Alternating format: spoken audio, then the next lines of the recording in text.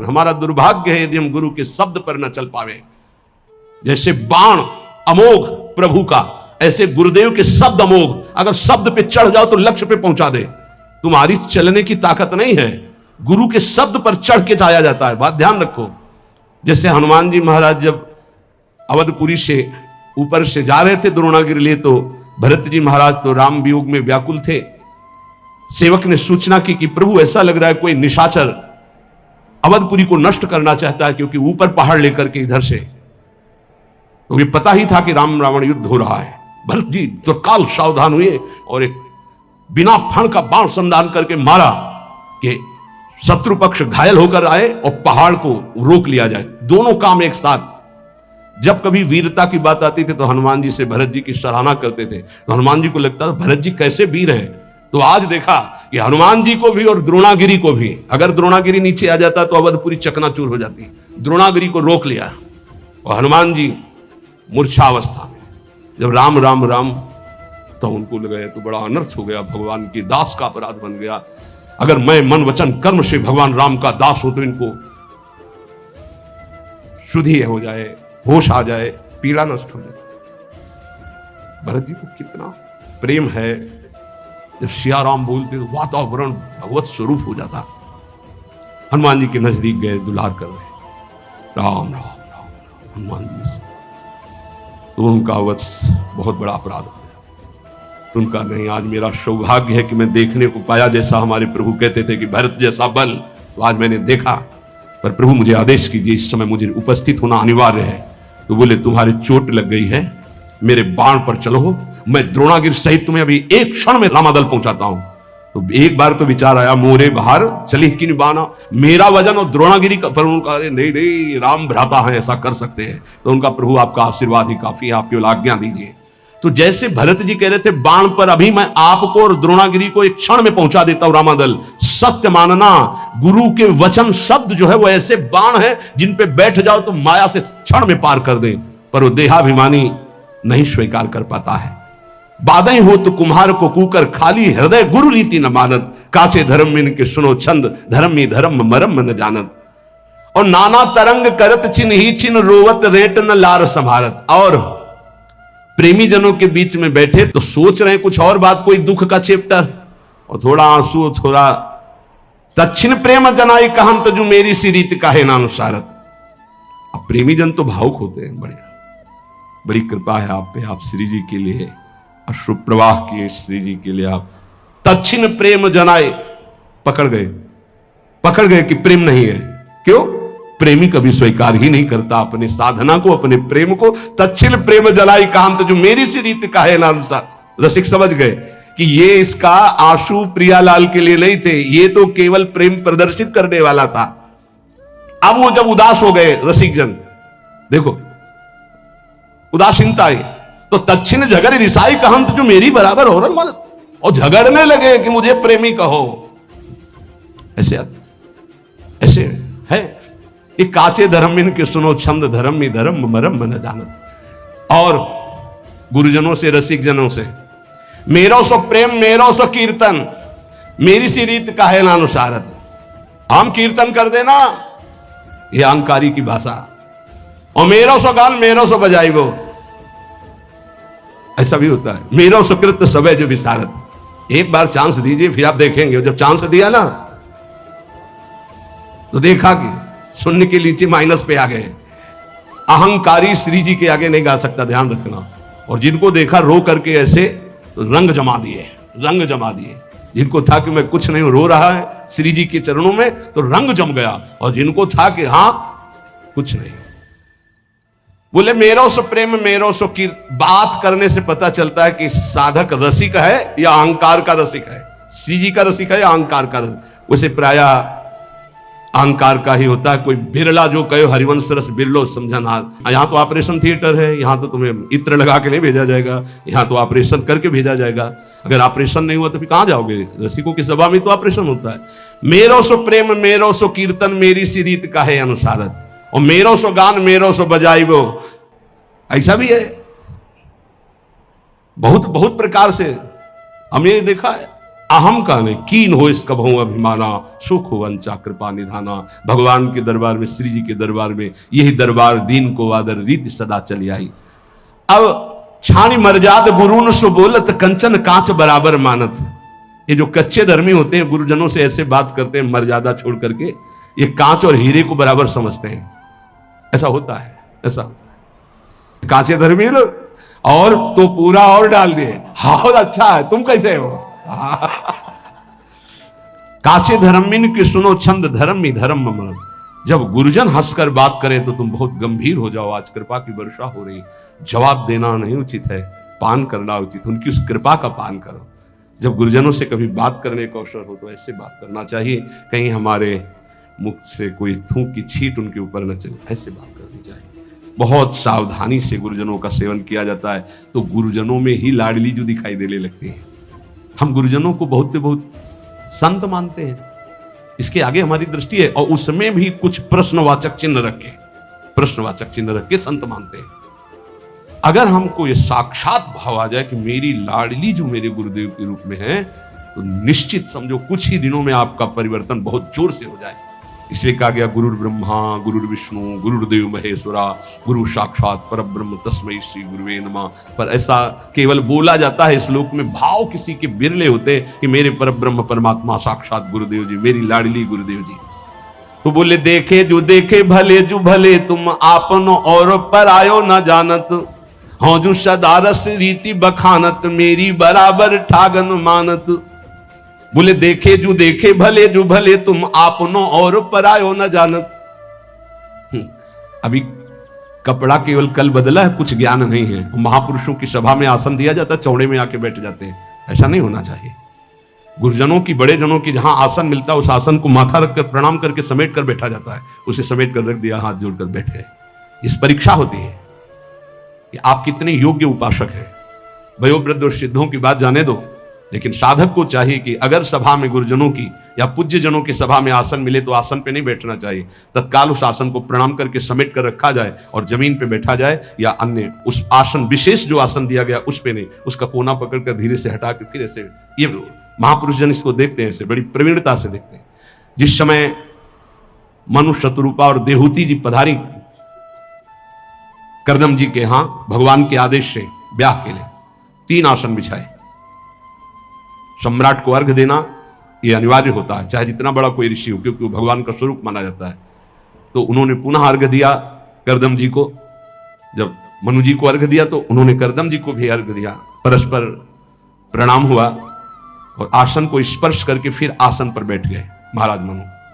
शतरूपा जी ने महाराज मनु जी का अनुकरण किया, लेकिन देहूती जी ने माथा रखा आसन पर और समेट करके आगे रखकर भूमि पर बैठ गए, क्योंकि पति के द्वारा दिया हुआ, प्रीतम के द्वारा दिया हुआ और स्वामी के द्वारा दिया हुआ आसन, उसे सम्मान करना चाहिए, ना कि उसमें प्रथम है ना मिलन।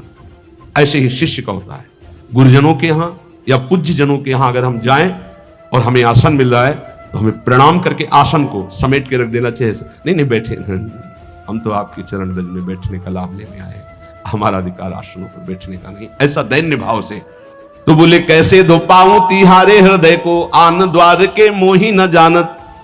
सेवक जी महाराज कहते हैं तुम हमारे हृदय की बात को कैसे समझ पाओगे? तुम अभी आन द्वार में हो, कच्चे धर्मी हो, कहीं मान प्रिय है, कहीं संसारिक धन का लाभ प्रिय है, कहीं भोगों का लाभ प्रिय है। हमारे द्वार में खड़े हो तो तुम्हें समझ में आएगा कि रसिक किसे कहते हैं। जहां किंचिन मात्र सुख वासना नहीं, केवल श्यामा श्याम का अनुराग। आन द्वार के मोहि न जानत, काचे धर्म इनकी सुनो छंद, धर्म ही धर्म मरम न जानत। और तरंग सुनो अति मीठी, सखीन के नाम परस्पर बोला। ये सब मना किया गया, वाणी जी है, बहुत बड़े महापुरुष बोल रहे। ये वृंदावन नित्य विहार रस है, इसमें सब ना करे तो रस प्राप्ति हो जाए। और तरंग सुनो अति मीठी, सखीन के नाम परस्पर बोलत। लाल गाल, पलके भी लाल। अरे यहां लाली मेरे लाल की, जित देखूं तित लाल। जिधर देखे मेरा प्रीतम, ये श्रृंगार है अपने हृदय का। और लाली देखन मैं चली तो मैं भी हो गई, लाल अंदर से प्रिया प्रीतम है। ये गाल लाल करने से लाल जो थोड़ी मोहित हो जाएंगे। फिर क्या होता है ये भी दर्शन किए हैं। और तच्छिन केस गहंत जो मुष्टिहन साकत शुद्ध बचावत डोलत, ये चलता है। 100 वाला नोट तूने क्यों दिया? बोले हमारी तो दिया था, एकांत में चल रहे हैं घूसे। ये सखी सहचरी की उपासना नहीं भाई, यहां मोक्ष सुख का भी त्यागी है, इसलिए बाहरी बोले अपनी सहचरी भाव को तो सहचरी शरीर है क्या? अरे बनिता पुरुष भाव मिट जाए सेवे ललितादि के भाई, ये परम हंसों का रस है। ऊपर से चुनरी और चोली पहनने से सहचरी नहीं हो जाता। स्थूल सूक्ष्म कारण तीनों शरीरों का त्यागी सच्चिदानंद भाव का सहचरी भाव है। कह रहे बनिता पुरुष भाव मिट जाए, बनिता कहते स्त्री शरीर, पुरुष कहते पुरुष शरीर, दोनों का शरीर भाव मिट जाए। पांचों भूले दे सुधी, एक मच्छर काट रहा है तो उसको तो भूल नहीं पा रहे। पांचों भूले दे सुधी, छठे भावना रास की, तब रास की भावना में डूब। यही तो है गुरुजनों की। कह रहे सेवक जी महाराज, कैसे दुपाऊं तिहारे हृदय के आन द्वार के मुंह न जानत। जो गुरुजनों की आज्ञा का पालन नहीं करते, छाणी मर्याद गुरुन से बोलत, अपनी अपनी मनमानी कर रहे, कैसे दिव्य भाव देह को प्राप्त हो। सेवक जी कह रहे ये परस्पर नाम सखियों के रखते हैं, थोड़ी थोड़ी बात में घाटे मुनाफे में, इधर उधर अनुकूलता प्रतिकूलता में फिर थप्पड़ और घूंसा चलते हैं, लिखा हुआ है। और सेवा का एक हमारा ग्रंथ है सेवा विचारम, उसमें लिखा हुआ है कि ऐसा भाव प्रकट में करके अपराध न करे। अपराध किस बात का? मजाक मत बनाओ, इसको मजाक मत बनाओ। ये मजाक नहीं, ये सच्चिदानंद रस है। श्री कृष्ण के लिए जो अर्पण करने की बात हो, मीरा जी से सीखो। मीरा जी से बड़ा कोई गोपी नहीं है, ध्यान रखना। मीरा जी की जरा जीवन चरित्र को पढ़ के देखो, रत्नावती के जीवन चरित्र को पढ़ के देखो, भागमती की, यमुना बाई, करमती बाई, कर्मठी बाई। ये नौटंकी नाटक मत करो। एक से एक महान महिमामयी हमारी श्री कृष्ण प्रेमी हुई है, उनके जीवन चरित्रों को पढ़ के देखो। ये बाहरी नाटक मत करो। तच्छिन केस गांत मुष्टिहनि साकत शुद्ध बचावत डोलत।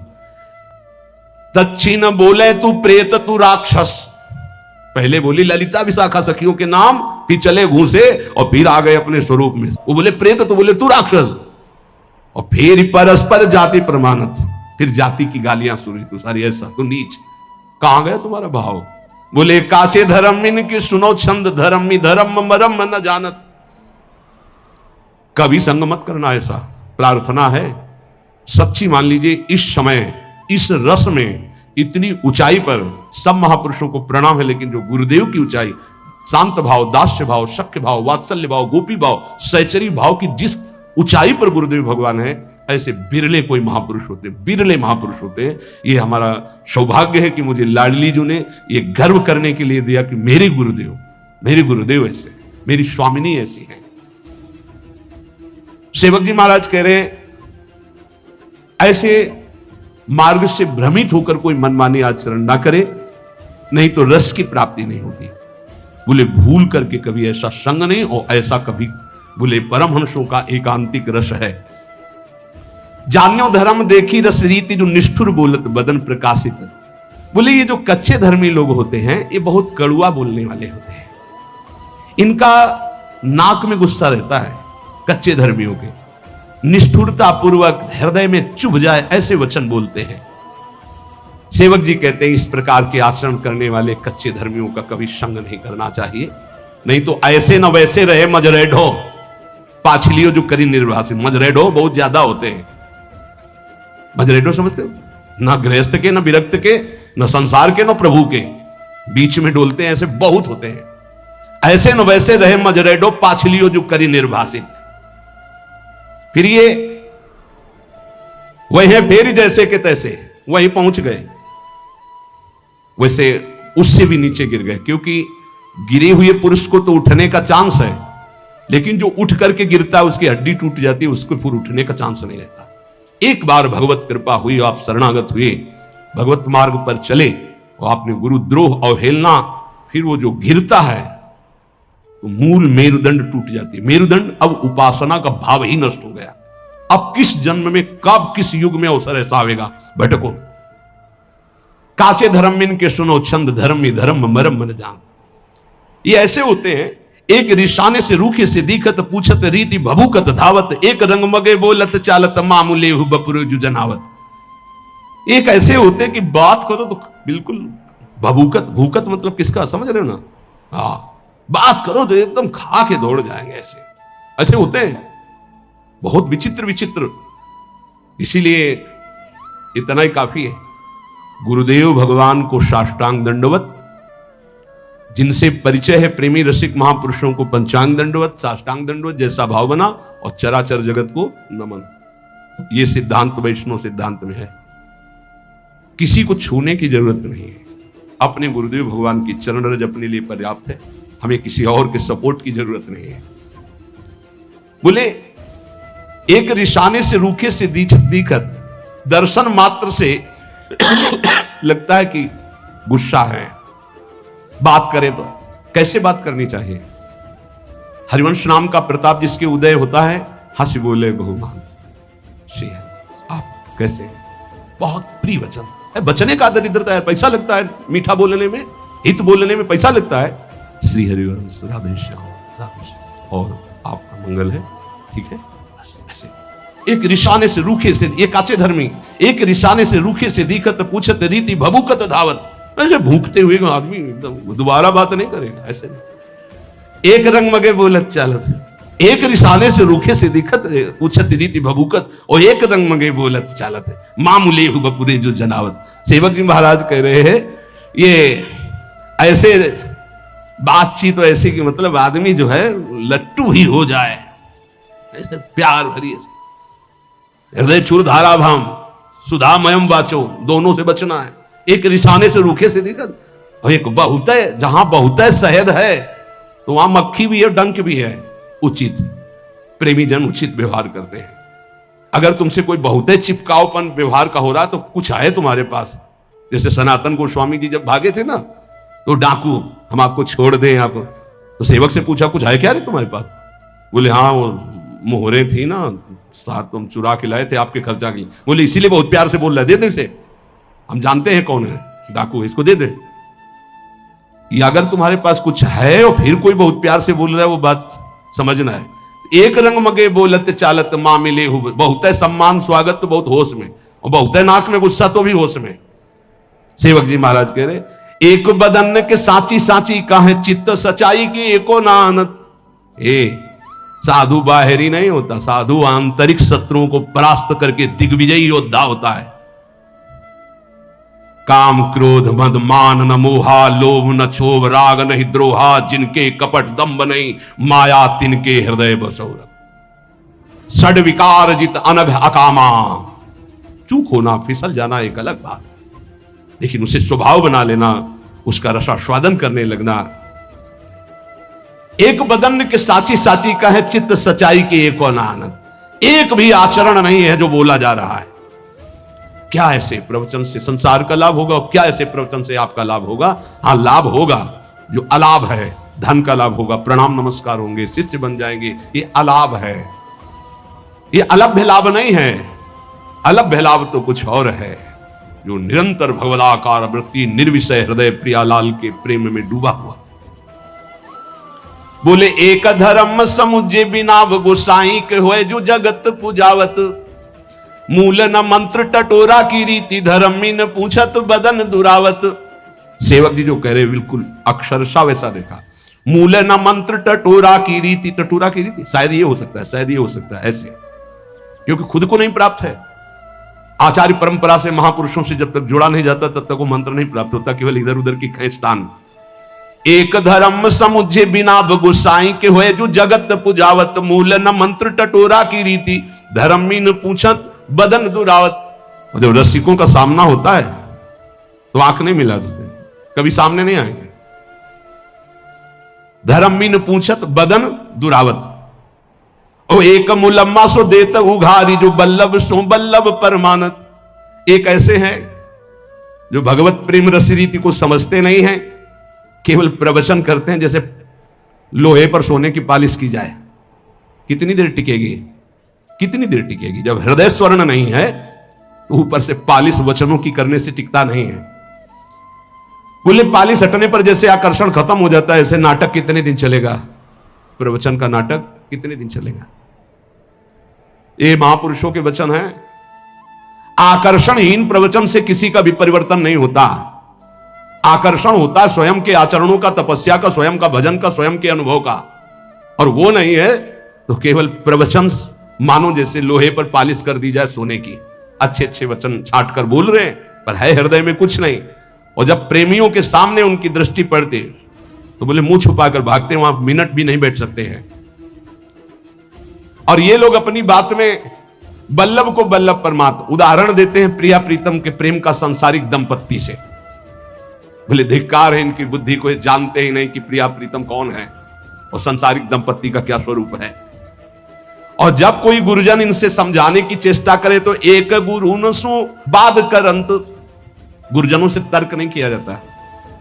हमें रास्ता पता है कि परिक्रमा मार्ग से बिहारी जी ऐसे जाया जाता है, और एक गोसाई जी के घर से दरवाजा खुलता है जो बिल्कुल सीधे आंगन में खुलता है। वो दरवाजा हमें नहीं पता, हमको मेन रास्ता पता है। गुरुदेव वो रास्ता जानते हैं जो सीधे बिहारी जी के सामने। अब हमें तर्क होता है कि रास्ता तो ये है ही, ये हमको ऐसे के चुपचाप चले जाओ पीछे। तो किसी के गोसाई जी के घर में गए और घर से जब दरवाजा खुला तो बिहारी जी के आंगन में पहुंच गए। कभी गए हो इनमें इतने में बैठे हुए? वो पर्सनल है, हमको ले गए हैं क्योंकि हम भिक्षा मांगने जाते थे तो कहा था बाबा मंगला होती है एक बार बिहारी जी की, तब कहा था कि भीड़ में मत खड़े होना, हमारे घर आ जाना। जो ही गए ऐसे घर में घुसे, ऐसे दरवाजा खोला, सीधे आंगन में पहुंचे और बिहारी जी की तरफ। गजब है, पर्सनल का मतलब क्या है। इसीलिए एक गुरु न सो बाद करंत, जो ये बात बहुत बैठालनी हृदय में कि गुरुदेव के शब्द पर प्रश्न नहीं आना चाहिए। ये ज्यादा बुद्धिमानी करना गिरने का लक्षण होता है। गुरु के शब्दों पर ज्यादा बुद्धिमानी ना करे, वो जैसे बोले वैसे ही पकड़ ले चुपचाप। एक गुरु न सो बाद करंत, जो पंडित मानी हुए जी भाई ऐठत। गुरुदेव ने कहा ऐसे चलना है, नहीं तो वो शास्त्र में तो ऐसे, तुम शास्त्र के शब्द का साक्षात्कार किए, वो साक्षात्कार करके बोल रहे हैं। शास्त्र ऐसे आज्ञा करते हैं कि उत्तर की तरफ जाना है और ठीक 10 कदम के बाद दक्षिण की तरफ मुड़ करके पश्चिम जाना है। अब आपको क्या पता, अगर चला नहीं है तो केवल उत्तर की ओर चलते जाओ, लक्ष्य नहीं मिलेगा। ये अनुभूत महापुरुषों से ही पता चलता है। तभी है चाहे शिवबिरंच सम होई गुरुबिन भव निधि। तो एक कच्चे धर्मी क्या होते हैं, गुरुजनों से तर्क वितर्क करने लगते हैं, अपने को ज्ञानी, अपने को पंडित मान। और फिर इनकी हालत क्या होती, एक दरब की जोर बरब बट आसन चाप सभा मधि बैठत। रुपया इकट्ठा करते हैं, उसके बल पर गुरुजनों के सामने महंगा आसन बिछा करके फिर ऐसे कभी कभी इससे देखने को मिलता है, अरे गुरुजनों के सामने आसन, सिर भर जाऊं उचित मोरा, सबसे सेवक धर्म कठोरा। और एक जो फेरी रीति उपदेशत, एक बड़े हुए ना बात प्रमाणत। अपने नए चेला बनाना शुरू कर दिए, गुरुदेव अलग हो, चेला बनना शुरू हो गया और रीति उपदेशित करते हैं, पर उनको खुद पता नहीं कि गुरुदेव की कृपा के बिना रस रीति का जागरण ही नहीं होता। ऐसे काचे धर्मी होती है। सेवक जी कहते हैं मनमानी आचरण करने वालों को कभी श्यामाजू प्रसन्न नहीं होती, कभी नहीं मिलती। एक धर्मी अनन्य कहा है बड़ाई को न्यारी है बाजी सी मानत। एक ऐसे धर्मी है कि प्रिया प्रीतम के प्रेम की बात छोड़ करके अपनी बड़ाई के लिए सारा प्रयास करने लगते हैं। और के बाप सो बाप कहंत, द्रव्य के काज धर्म में ही छाणत। और के बाप को बाप कहन सो द्रव्य के काज धर्म, अपने धर्म में टिके रहो।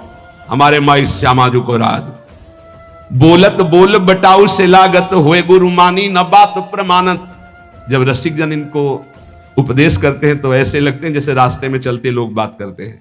ये अपने को गुरु मानने वाले अहंकारी जीव कभी सच्चे रसिकों की शरण होकर अपने अहंकार का नाश नहीं कराते। सेवक जी कहते हैं परखे सुनो सुजान जहां कछु और कचाई, भक्त कहे प्रसन्न न तरुता कहे बुरबाई। बोले ये कचाई का लक्षण है कि बड़े भजनानंदी हैं तो प्रसन्न, अगर कहते दम्भी है तो नाराज हो जाएंगे। नहीं, जब कोई कहे दम्भी है पाखंडी है तब अंदर प्रसन्नता होनी चाहिए। सुनकर सही पकड़ा।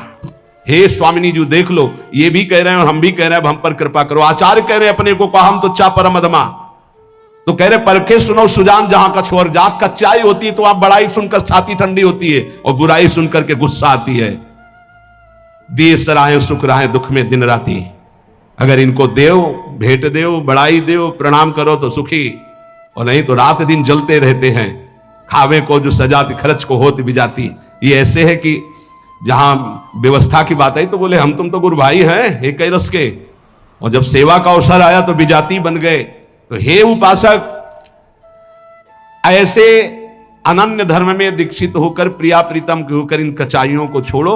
लय उपदेश कहा है अनन्य अनहाय अनर्पित जाय घटकत, आस करें विषयीन के आगे जो देखे में जोरत हाथ लटकत। दीक्षा ले ली, बिना अर्पित किए, बिना भोग लगाए जल और भोजन पा रहे हैं, दुर्गति पक्की।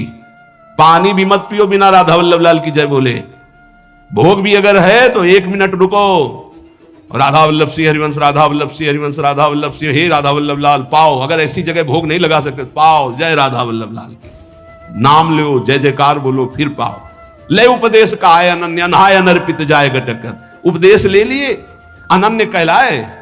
न स्नान से मतलब है, न भोग समर्पित से मतलब है, बस वो बेडटी उठते ही अरे अजर अमर हो जाओगे। सेवक जी कह रहे हैं लय उपदेश कहाय अनन्य अनहाय अनर्पित। अगर श्री जी को अर्पित करके जल, श्री जी को अर्पित करके भोजन, तो ये देश ऐसा है, ये भेष ऐसा है, भगवत मार्ग ऐसा है कि कोई भी प्रारब्ध तुम्हें परास्त नहीं कर सकता। बड़े से बड़ा प्रारब्ध भयभीत हो जाएगा, पक्का मानिएगा, भयभीत हो जाएगा।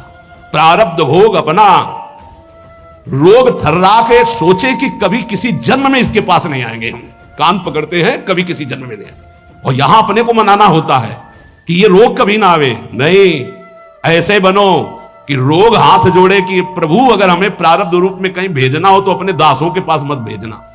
नहीं, ये हमारी कान ही नहीं मानते, कभी नहीं। ये हम आपको प्रार्थना इसलिए कर रहे हैं कि शरीरम व्याधि मंदिरम, कोई भी रोग आ सकता है। इतने नाम जापक बनो और बिना प्रभु को अर्पित किए कुछ खाओगे नहीं तो तुम्हारे अंदर रोग का प्रभाव परास्त नहीं कर पाएगा। गांठ बांध लो। एक बूंद भी पानी बिना अर्पित किए ना जाए तो वो शरीर में जो दिव्यता आएगी, वो इसको, इस रहस्य को समझो। आस करें भी सही के आगे जो देखे में जोरत हाथ लटक कर। सेवक जी कह रहे हैं कभी भी श्री जी के कहला के